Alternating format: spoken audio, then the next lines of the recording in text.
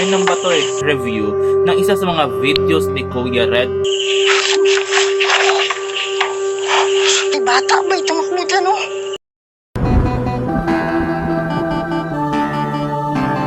Akin na tuklasin ang mga istorya at ang mga kababalagan. Sa aking konseptong hinalo sa tunay na buhay, yung isang katang-isip lamang. Malinatang ipasukin ang modo manilim at puno na nakababalagan. Babaliwan sa tanggulan, samahan niyo kong saksihan. Pagpapara ako si Reynie sa likat, matagal ko pinag-aralan. Akala ko yung naka-bluetooth ako. Ano yun?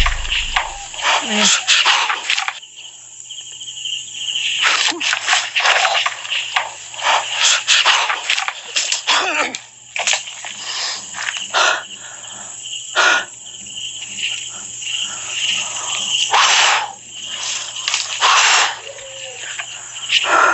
Nakita mo yun, bro?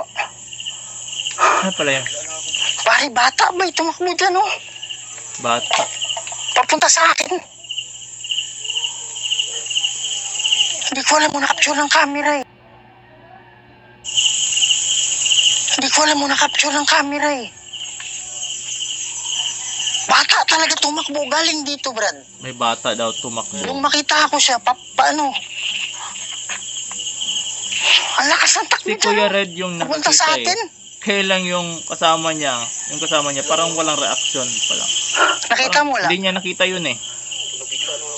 Dito. Hindi niya nakita. Kaya lang, hindi man lang gumalaw tong dahon ba? Dapat Kahit yung gumalaw camera, yun. hindi nakita yun. Hindi nahagip ng camera yun eh. Hindi Ngayon lang nakuhanan. gumalaw, bro. Wala Pero naman nung eh. papunta yung dyan, bata. Ulitin natin.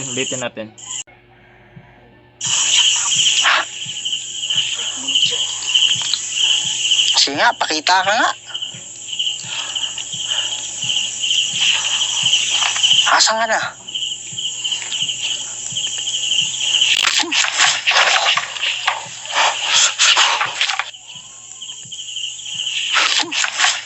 Diba wala naman? Wala eh.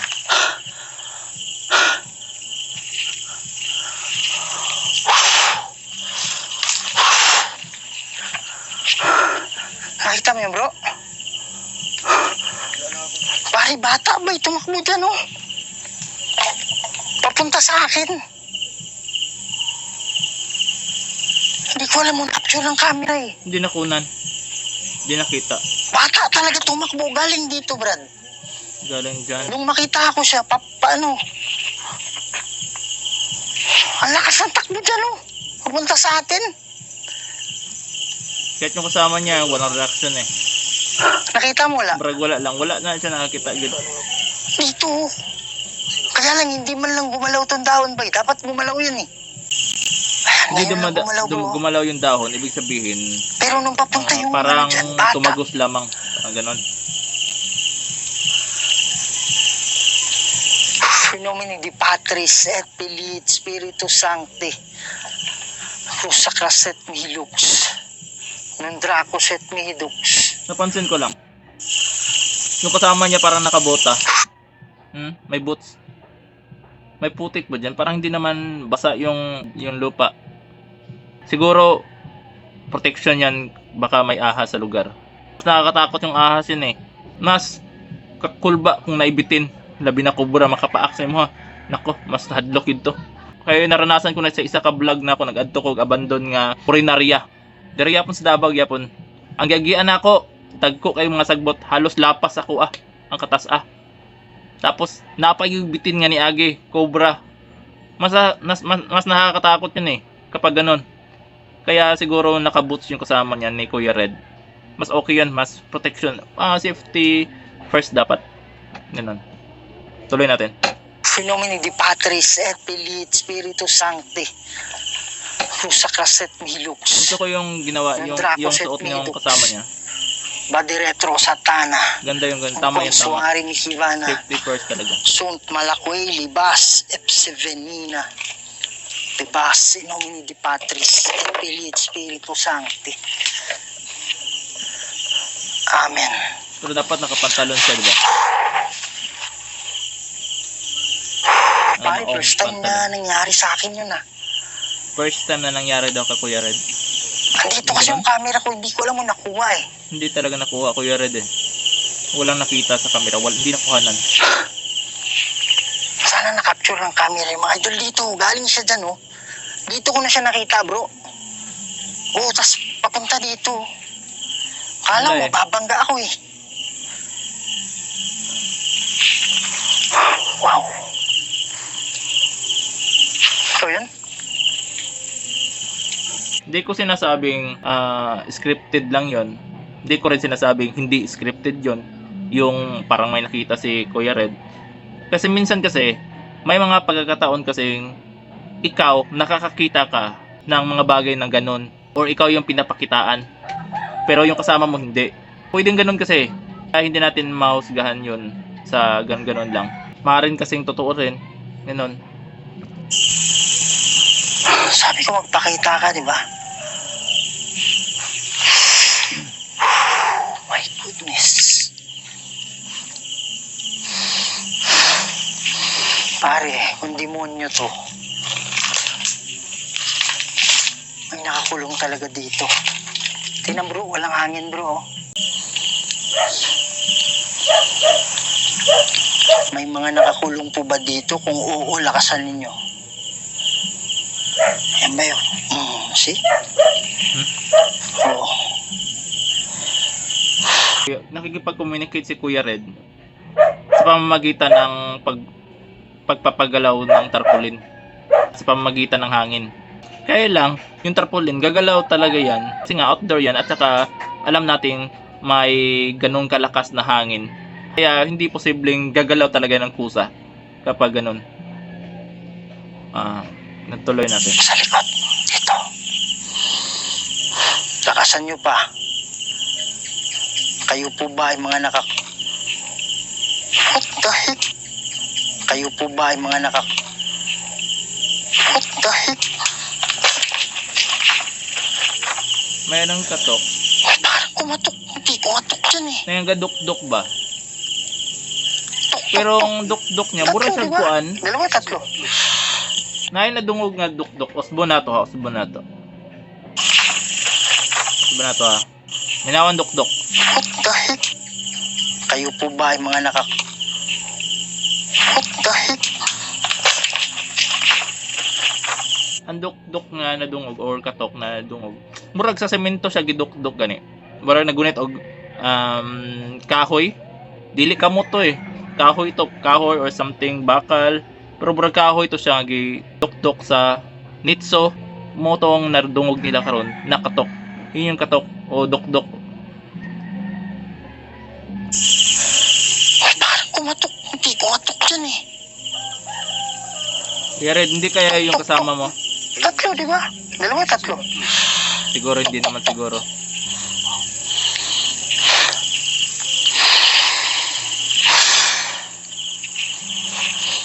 Kailangan nyo ba ng tulong namin? Guys, yung nagre-review ako kung anong naririnig ko, kung ano ang nakikita ko base sa video.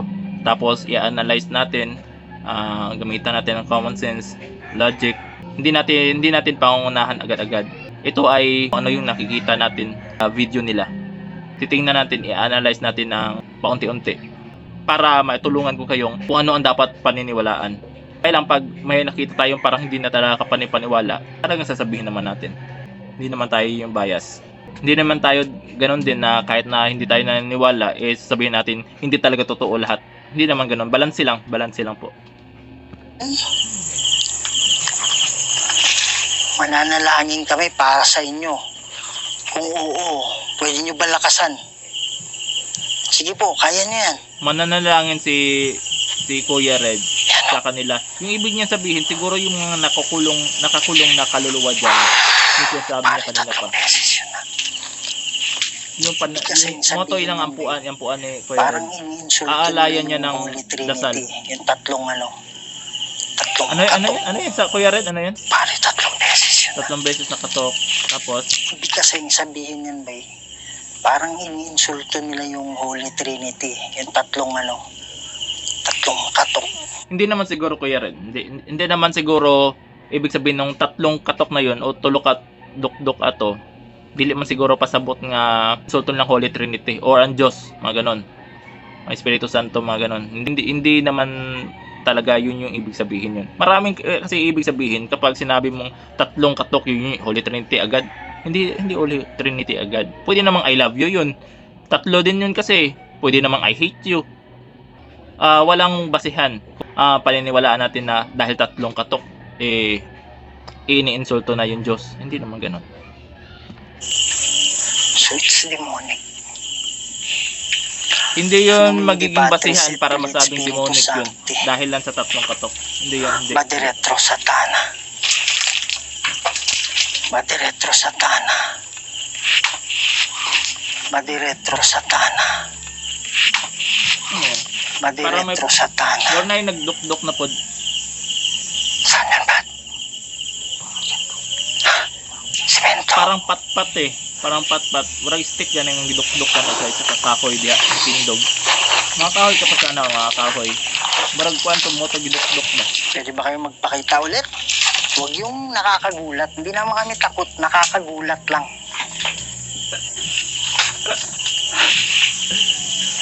Totoo sinasabi ko yan. Kasi nga, may mga karanasan din ako noon. Pumupunta ako ng mga naniniwala ang haunted na lugar o haunted na building na pag pumapasok ako, may naaapakan ako tapos nagugulat ako kasi nagka-crack o siyempre tahimik yung lugar. Nagugulat ka, wag naman yung mga ganun. Tapos yung magpapakita na gugulatin ka biglang nakatayo na sa harap mo, wag naman ganun. Nakakagulat yun eh. Hindi ibig sabihin kasi na gulat ka, natakot ka na. Tao rin tayo eh, nagugulat din. Ganon yun. Sabihin mo agad, ah.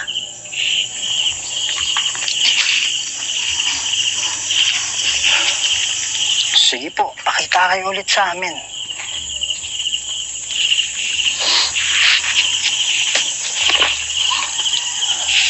Ha? Saan? Oh, pare. Lakas nun na. Rinig mo yan? Pangalawa na yun. Ano yun? Pare, demonyo to. Pwede mo parinig yung tawa mo sa amin? Sabi nila, lakas ng tawa mo dito eh. Sabi nila, lakas ng tawa mo dito eh. Ano yan? Nitog-ab. Misikip yung ano mo? Hinga mo?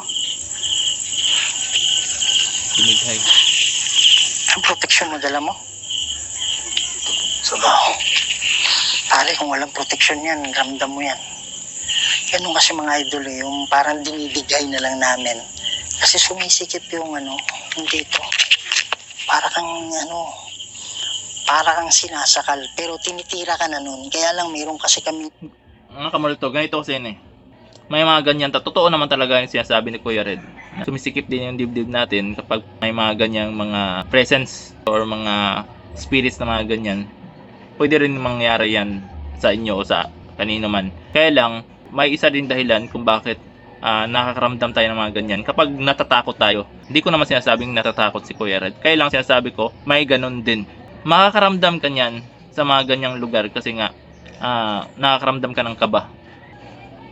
Depensa. Kaya lang yung naramdaman namin parang sakal lang. Ha? Ha?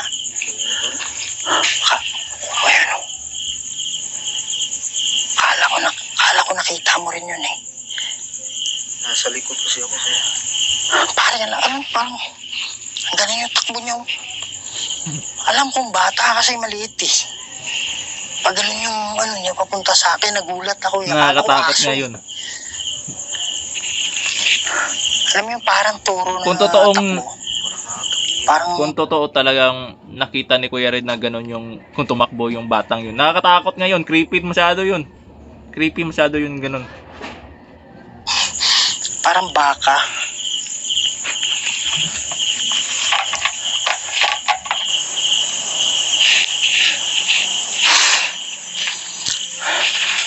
Sa mga kaluluwa, alam ko may mga nakakulong dito.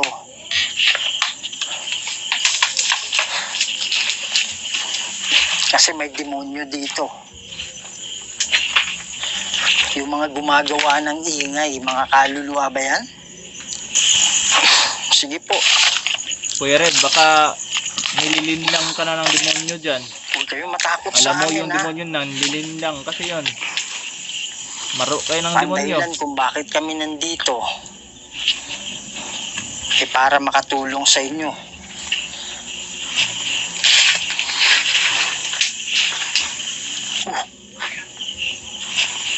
Parang top. Yung parang palad, yung kamay, parang ginanon yung kamay. Apat, Ginanon yung kamay. Ay, yung parang na ano. ginadukdok sa, ay gihapak sa kamot ang kwan nito. Hindi. Parang Tap. pitik sa simento. Ano? Mm. Bakit? Saan?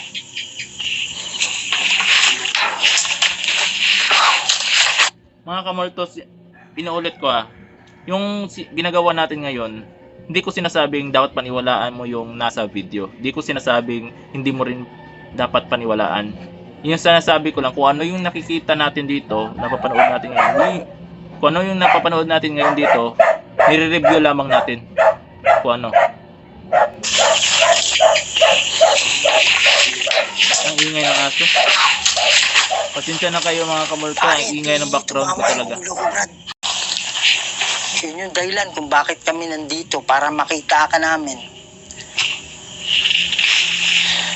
Yun yung gusto mo, di ba? Magpakita. Parang meron dyan sa likod ng kortina kanina. Oo, itong kortina na to sa likod.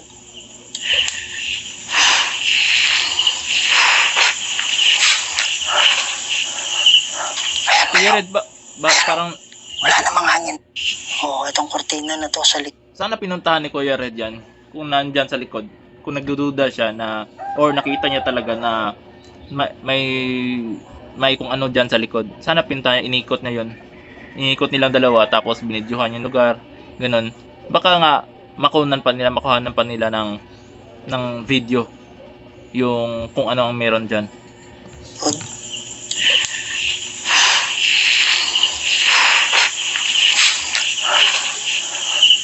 Ayan ba yun? Ayan o. Ano yan? Wala namang hangin, Brad. Kala ko yung naka-blue. Gumagalaw Loko to tong si isa. Kuya Red Gulat ako dun Mag-uusap Inaantay tayo ko may ha. nakatayo dyan Inaantay ko kung may nakikita silang nakatayo. May mga video kasi si Kuya Red na may nakikita silang multo sa harap mismo nila. Dito tayo mga idol, mag-ano lang tayo. Spirit box tayo. Sa mga Spirit idol, box. kakausapin natin yung mga kaluluwa na nandito. Merong mga kaluluwang nakakulong dito. In nomine Dei Patris et Filii et Spiritus Sancti. Inuutusan ko yung mga engkanto. Huwag muna kayong sumali dito ha. Kaibigan tayo, hindi namin kayo May engkanto ha. hindi Huwag namin muna kayo kayong sumali inuusulto, dito. Pero ang sadya Diyan lang namin kayo. dito ay mga kaluluwa. Relax ka lang kayo dyan. In Manood nomine lang Dei kayo. Patris Hindi et kayo Filii kasali et dito sa Spiritus away namin. Sancti. Tang ko kayo. Magandang gabi Pwede ba yun? sa mga Pwede naman. nandito, Siguro. mga kaluluwa. Pwede naming marinig yung boses ninyo ngayon gamit itong nasa kamay ko. Ayan. Magsalita kayo ha.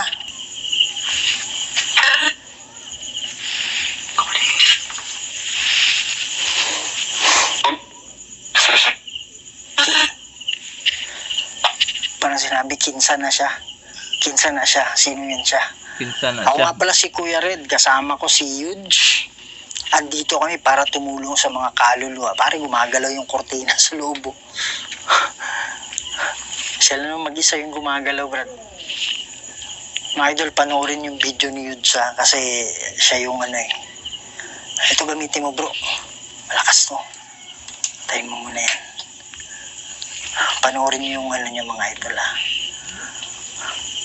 Iano mo lang bro, ikot-ikot mo yung camera mo bro. Ito sa akin mga idol, naka-steady kasi to. Yan. Ang lakas ng boses ninyo. Ibig sabihin, may ano kayo, may malakas yung daladala ninyong energy. Sino ba yung tumatakbo-takbo dito na nakikita nila? Siya ba'y demonyo?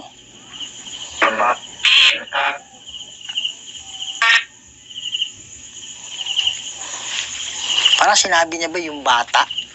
Parang ganun. Diba? Malaking busis. Oo. Opo, yung bata na patakbo-takbo na nakikita nila dito, demonyo ba yun? Okay.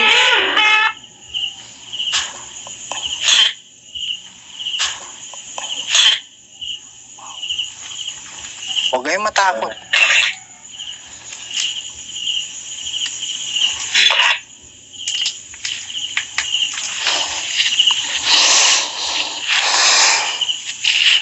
Kung meron mang mga kinukulong dito na mga kaluluwa, naiintindihan ko yung sitwasyon ninyo.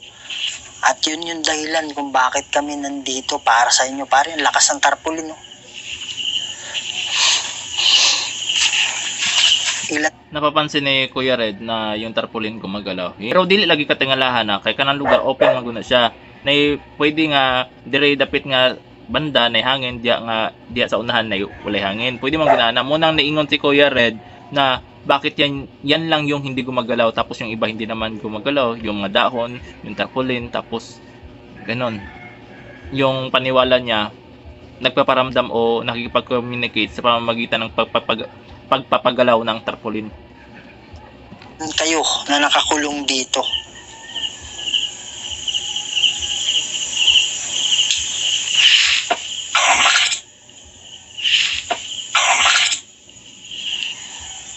Ano daw? Salita kayo.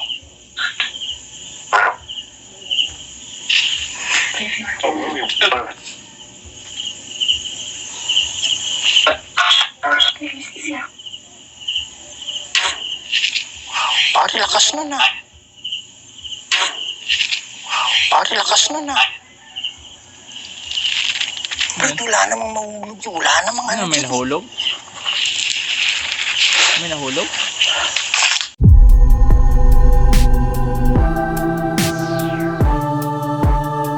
Akin na tuklasin ang mga istorya at ang mga kababalagan sa aking konseptong hinalo sa tunay na buhay.